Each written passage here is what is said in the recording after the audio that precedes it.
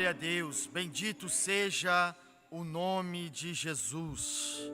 Quero cumprimentar a todos os irmãos, amigos que nos acompanham através das redes sociais, do YouTube, do Facebook, com a paz de nosso Senhor Jesus Cristo. Quero convidá-los a abrirem as vossas Bíblias no livro do profeta Ageu, capítulo de número 2, a partir do versículo de número 6. Você que tem aí na sua casa, onde você está, um exemplar da Bíblia Sagrada, abra ela comigo no livro do profeta Ageu, capítulo 2, a partir do versículo de número 6. Enquanto você localiza o texto, quero aproveitar, louvar a Deus pela vida do pastor Lucas Braga, que nos tem feito o convite para nessa noite estar juntamente com os irmãos, adorando e bendizendo ao nome de Jesus, e também podendo compartilhar de uma palavra da parte de Deus. Eu tenho certeza, eu tenho convicção de que da mesma forma como Deus já tem falado através dos louvores, Deus também vai falar conosco através da sua palavra. Livro do profeta Ageu, capítulo de número 2, versículo de número 6. Porque assim diz o Senhor dos Exércitos: ainda uma vez, daqui a pouco, e farei tremer os céus, e a terra, e o mar, e a terra seca, e farei tremer todas as nações, e virá o desejado de todas as nações, e encherei esta casa de glória, diz o Senhor dos Exércitos. Minha é a prata, e meu é o ouro, disse o Senhor dos Exércitos. A glória desta última casa será maior do que a da primeira, diz o Senhor dos Exércitos. E neste lugar darei a paz, diz o Senhor dos Exércitos. Glória a Deus, bendito seja o nome de Jesus. A temática central que está sendo enfatizada durante este mês é um pedido, é um clamor: Deus sara esta nação. E eu estava pedindo a Deus uma palavra que pudesse trazer uma reflexão, nos fazer pensar, refletir acerca daquilo que nós podemos fazer para que Deus possa sarar a nossa nação, sendo que tudo está nas mãos dEle, sendo que a soberania é dEle, e que jamais o controle de todas as coisas foge das suas mãos. Então Deus me fez pensar e refletir acerca desta palavra, acerca desta mensagem da parte de Deus ao seu povo, pela boca do profeta Ageu. E quando nós olhamos para este texto, quando nós olhamos para a vida deste profeta, quando nós analisamos o contexto, nós vamos entender que a situação era um tanto quanto caótica. O momento não era de paz, o momento não era satisfatório, o momento era difícil e era também complexo. E quando eu olho para os dias que nós estamos vivendo, eu também vejo que nós estamos vivendo um tempo, um período difícil e também complexo. Difícil porque não está fácil para ninguém.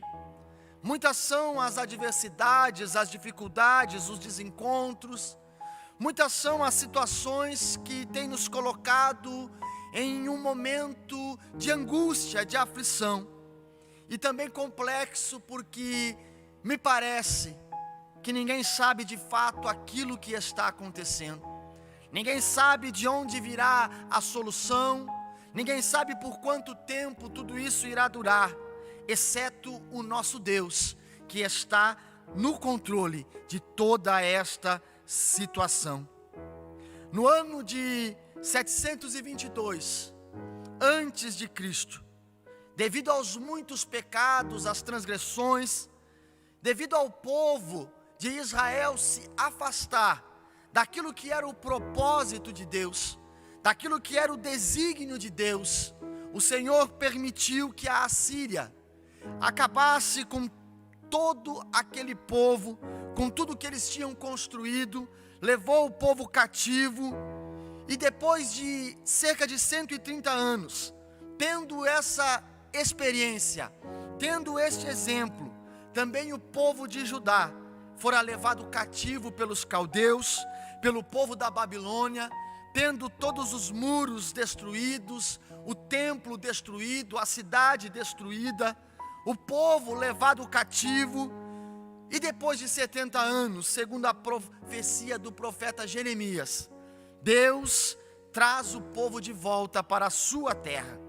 E é dentro desse contexto que Deus vai levantar o profeta Ageu, juntamente com o profeta Zacarias, para profetizar para o povo.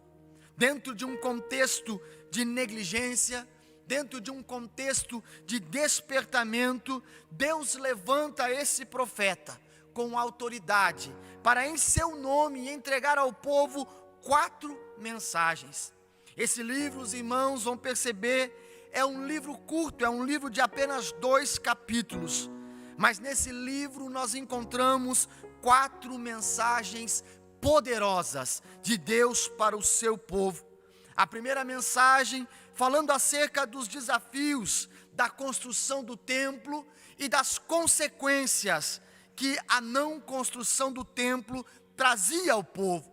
A segunda mensagem fala sobre a glória do segundo templo. A terceira, sobre a inversão da sorte do povo como consequência da construção do templo. E por fim, Deus deixa uma promessa a Zorobabel, ao sacerdote daquele tempo. Mas eu quero nessa noite trazer a sua atenção para a segunda mensagem do profeta Ageu.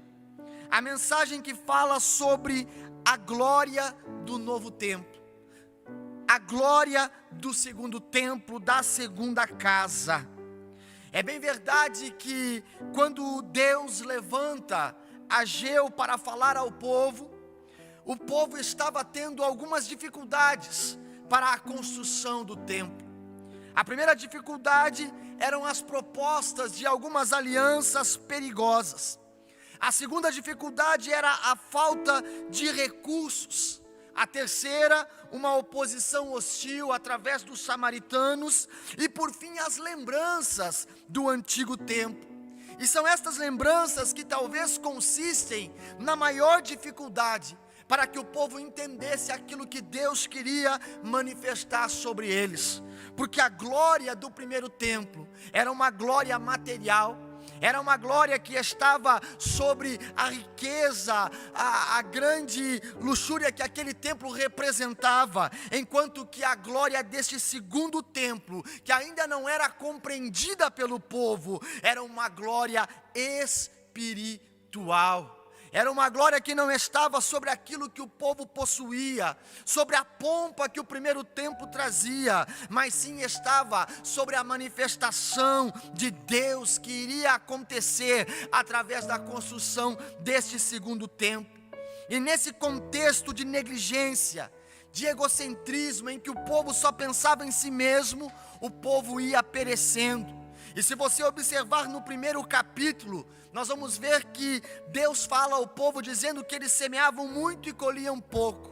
Por quê? Porque os seus pensamentos, a sua atenção estava voltada para aquilo que era propriamente deles e não para aquilo que era a vontade de Deus. E muitas vezes nós agimos dessa forma. A cultura vigente, a nossa geração, tem se preocupado com tantas coisas que estão ligadas a esse mundo, que estão ligadas às coisas dessa terra, e tem deixado aquilo que é a vontade de Deus em segundo plano. E é o tempo de nós compreendermos que Deus, Ele não quer ser tão somente prioridade nas nossas vidas. Porque quando Deus é prioridade, significa que existem outras coisas que estão em pé de igualdade com Ele, mas que são deixadas para depois, como se Deus, Ele pudesse ser comparado com outras preocupações que nós temos. É por isso que, com muito temor, com autoridade, eu digo para vocês, para a igreja do Senhor Jesus: Deus não quer ser prioridade, Deus quer ser único em nossas vidas.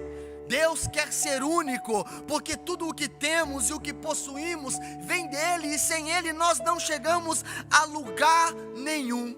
E o povo de Judá, o povo de Deus, o povo escolhido do Senhor, naquele período, estava pensando somente em si mesmo, estava construindo as suas casas, enquanto a casa do Senhor continuava em ruínas. Mas Deus, Ele é rico em misericórdia, e então Ele vai trazer uma palavra de despertamento para o povo, uma palavra que vai fazer com que o povo acorde para as realidades espirituais, para as realidades eternas. E a primeira promessa que Deus traz nesta palavra é a promessa de vitória.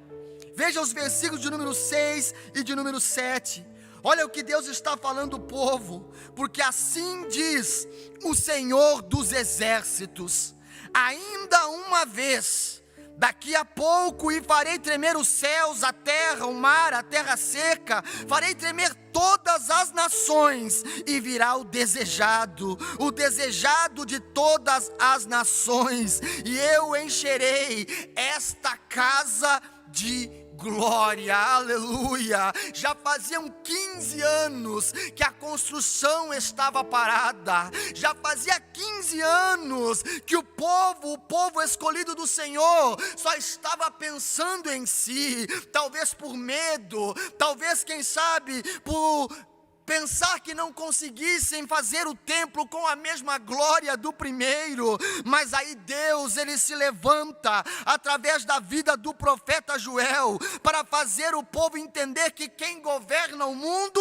não é o rei da Pérsia, mas é o Deus que está nos céus, é o Deus que criou todas as coisas. Muitas vezes nós nos acomodamos, nós ficamos estagnados, a nossa vida não anda, não vai para frente, e nós ficamos escondidos dentro de nós mesmos, mas porque nós nos esquecemos que o nosso Deus é poderoso e que a última palavra é dele. Basta tão somente que nós venhamos mudar de postura, mudar de atitude, colocar a nossa fé em ação e crer que aquilo que Deus falou, aconteça o que acontecer, é Ele que vai nos dar vitória, a direção, para que tudo aconteça da forma como Ele projetou, e o seu nome seja glorificado.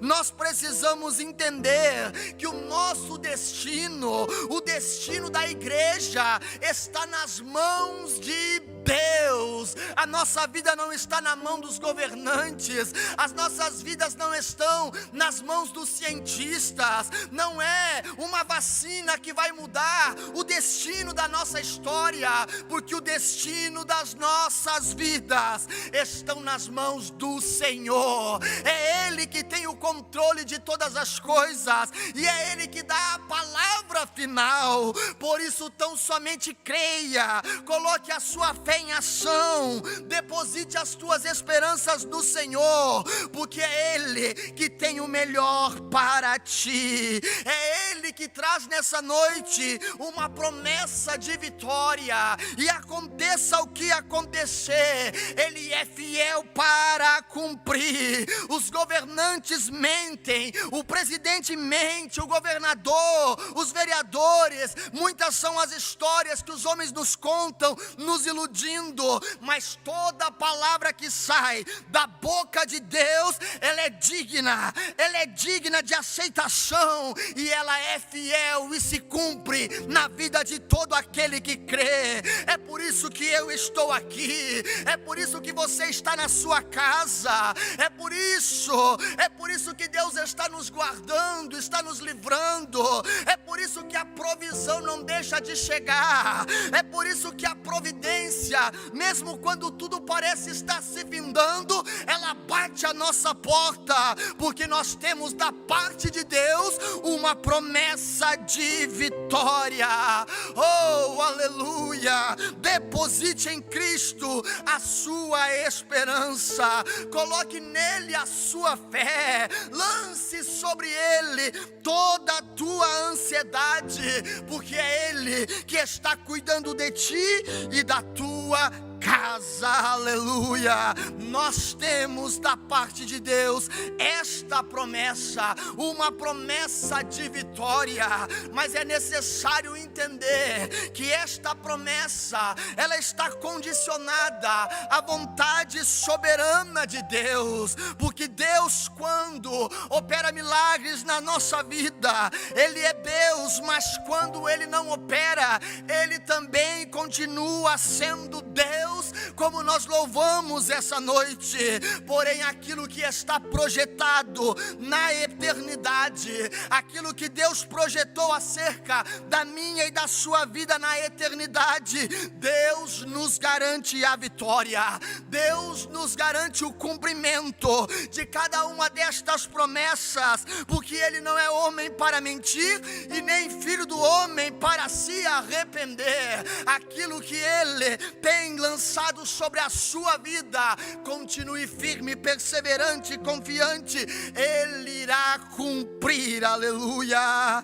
E assim foi com o povo de Israel. O que Deus estava falando através da vida do profeta Ageu era que o povo precisava confiar mais, o povo precisava colocar a sua esperança nele, porque foi ele que levou para o cativeiro e foi ele que tirou do cativeiro. E se ele tirou do cativeiro, ele não tirou para morrer, ele não tirou para que o povo viesse a sucumbir, ele tirou porque tinha planos, propósitos, e dentro desses planos e desse propósito estava a construção do templo, da casa do Senhor, para que ali a glória, a Shekinah, o poder fosse manifesto, a fim de abençoar e agraciar a vida de todos aqueles que no Senhor confiam. É por isso que Deus nos deixa esta promessa, a promessa de vitória. No versículo de número 8, nós vemos uma segunda promessa nessa mensagem, acerca da glória da segunda casa. O Senhor diz: minha é a prata, meu é o ouro. Aleluia! O problema nunca foi a falta de recurso. Alguns se apresentavam diante de Deus e diziam: mas não tem como construir o templo, não tem como dar continuidade na obra, falta recurso, falta material. Ei, o Senhor é dono da prata, é dono do ouro, Ele tem o recurso necessário.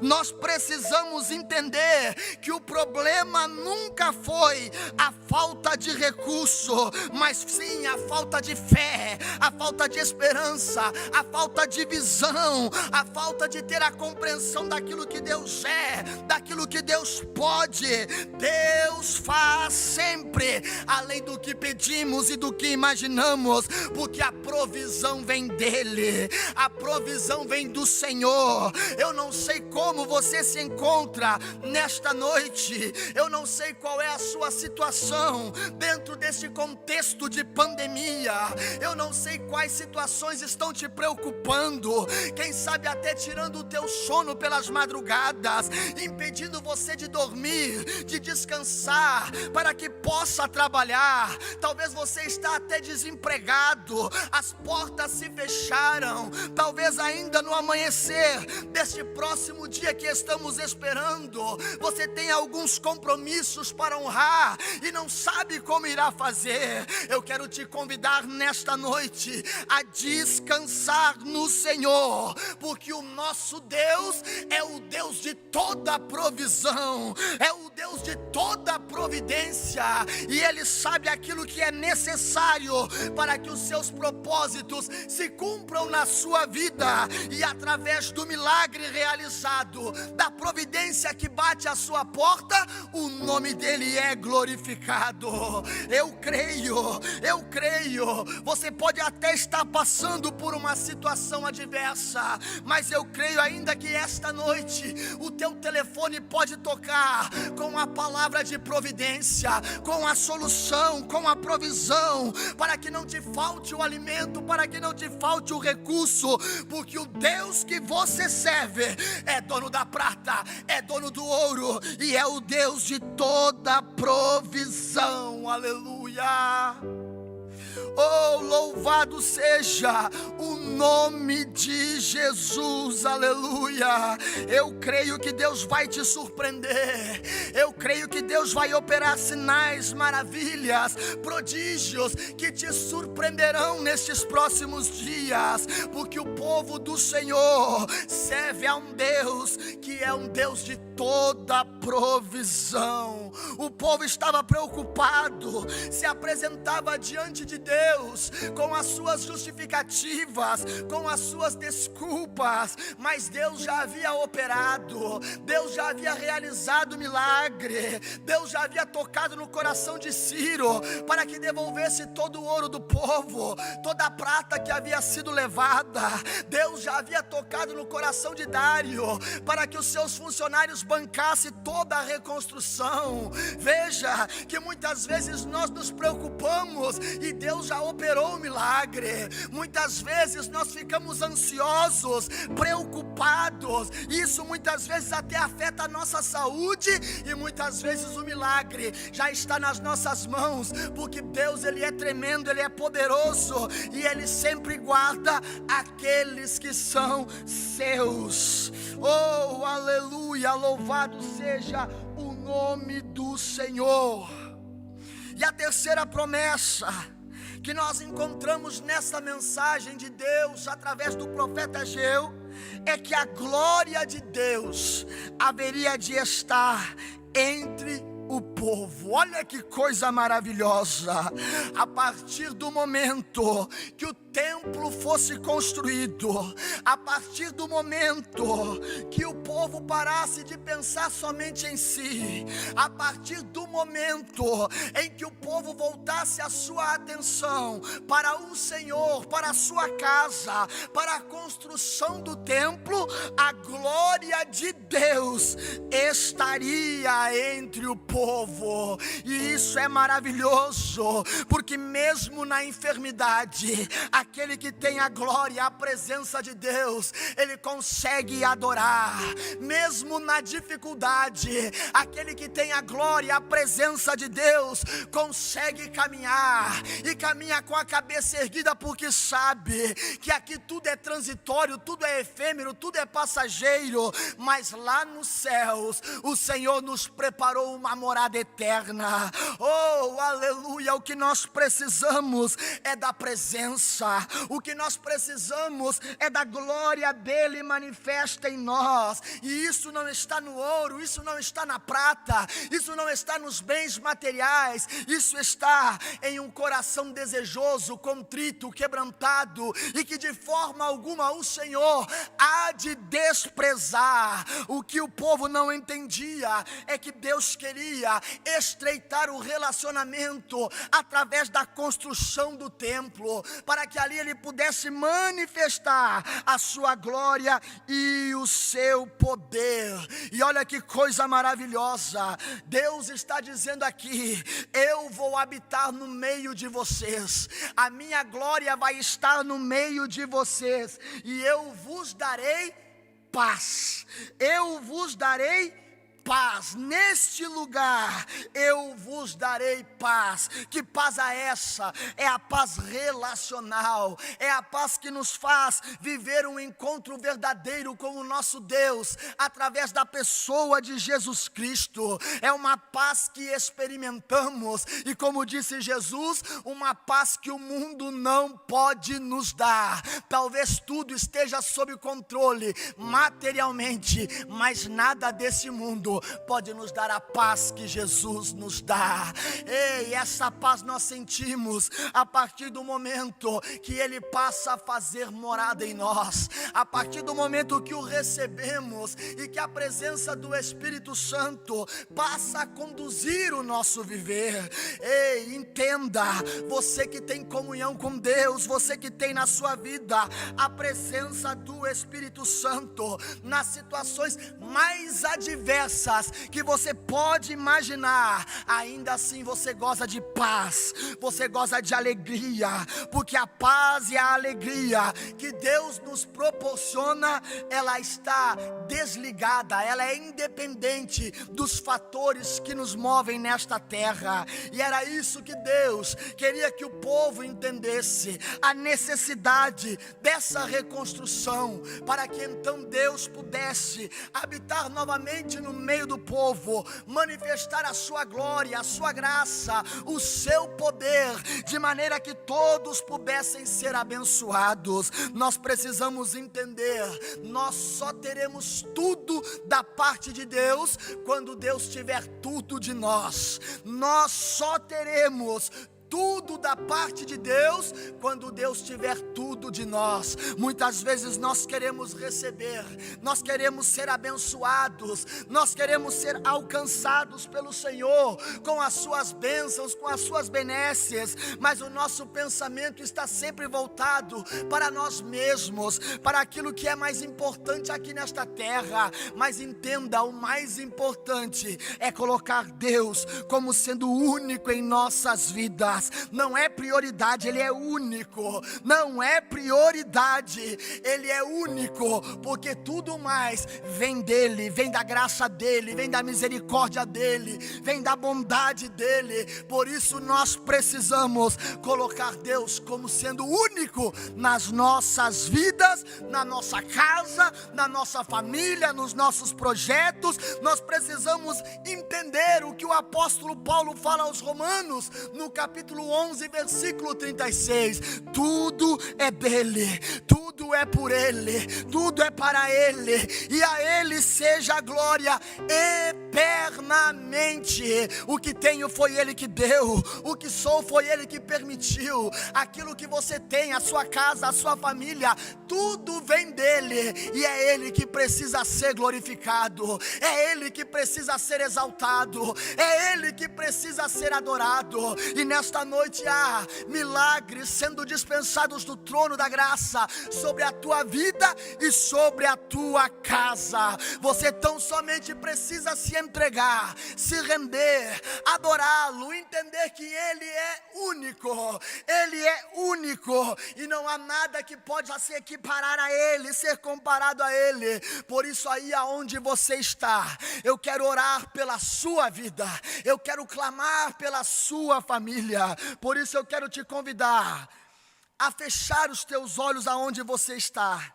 Se você puder dobrar os teus joelhos, talvez você esteja em casa com a sua família, dobre os teus joelhos, porque eu tenho certeza que através da nossa oração, da minha, da sua oração, da oração da igreja, Deus vai fazer coisas extraordinárias na sua vida e na sua história. Senhor, meu Deus e meu Pai, eu te louvo, Senhor, por esta oportunidade, Pai. Eu te louvo, Senhor, por esta palavra, Pai, que veio ao meu coração para compartilhar com a tua igreja. Senhor, eu não falei nada além daquilo que o Senhor ministrou ao meu coração, na certeza de que tu és o Deus que tudo pode, que tudo faz. Tu és o Deus de toda a provisão. Pai, eu te peço, estenda as tuas mãos em direção à tua igreja, em direção aos teus filhos, alcançando alcançando-os com a tua graça. Pai, eu te peço, abre, Pai, as portas que são necessárias serem abertas, a fim de que o teu nome seja glorificado através da vida do teu filho, da vida da tua filha. Pai, guarda esta família, guarda esta casa, entra com a providência necessária. Talvez, Senhor, é o mantimento que esteja faltando, mas eu sei que o Senhor é poderoso para ainda nesta noite chegar o mantimento de maneira que abunde na casa dos teus filhos.